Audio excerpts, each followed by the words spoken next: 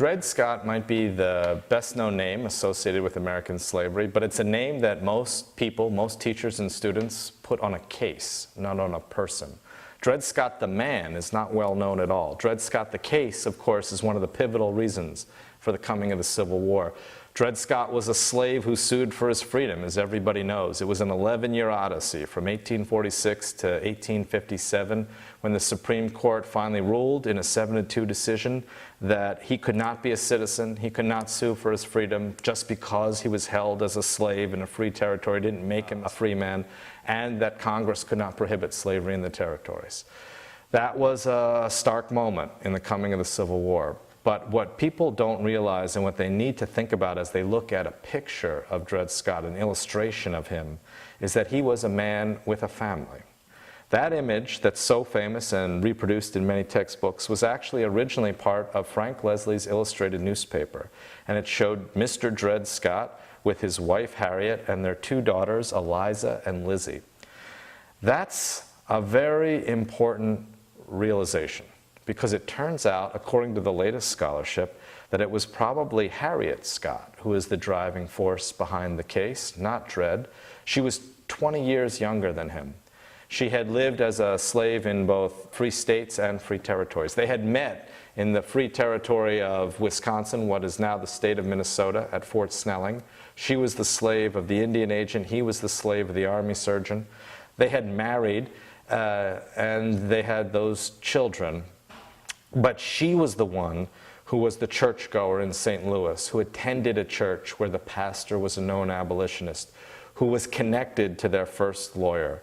And the connections, now revealed for the first time by the latest scholarship, seem to indicate, although we can't prove, but they seem to indicate that it was Harriet Scott who was pushing Dred Scott for the 2 of them to file for freedom. And in fact, both of them filed freedom suits in 1846 in St. Louis Circuit Court.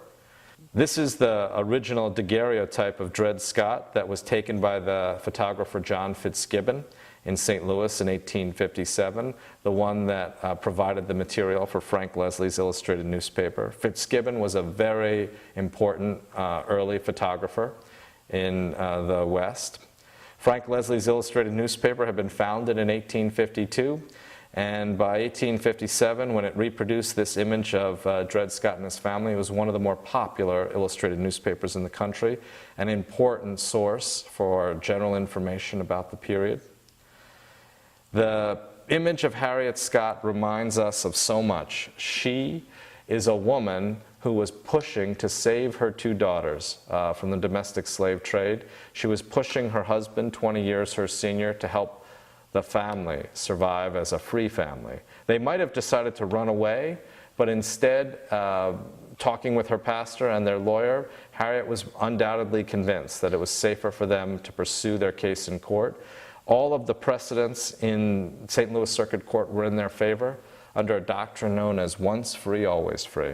The daughters were the ones they were trying to protect. Eliza and Lizzie had been young girls entering the age in 1846 when they would have been most likely to be sold in the domestic slave market. Irene Emerson, their owner, was the widow of the army surgeon. She was hiring out the family as domestic servants in St. Louis to other masters. Clearly, though, she would do better to sell the girls and break up the family rather than try to hire them all out, and that's what Harriet Scott was undoubtedly worried about. All of this reminds us that these people have families, and these families determine their interests, and these interests are what drive them into court to seek to protect their rights. It's a family story that sparks one of the most important legal issues in the coming of the Civil War. We would do well in our classrooms to try to restore Dred Scott to his family in order to explain the kind of motivations that drove people to fight for freedom. That's the kind of spirit that motivated Harriet Scott and Dred Scott. It's the kind of spirit that would motivate a generation of Americans to fight each other in the Civil War for what they considered to be the liberty of their families.